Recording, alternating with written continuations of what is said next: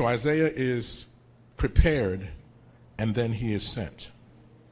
Verse 8, I heard the voice of the Lord saying, whom shall I send, and who will go for us? And then I said, here am I, send me.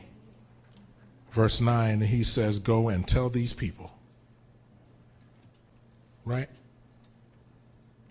So he sees God. He recognizes God for who he is, and then he recognizes himself for who he is.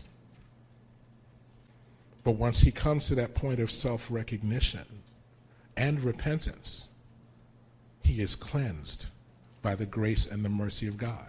He is then prepared and sent. Okay? And that's why 1 Corinthians 6, 9-13 says, and such were some of you. It lays out this whole list of things. And it says that you used to be like this. You're not like that anymore. Thank you, Father.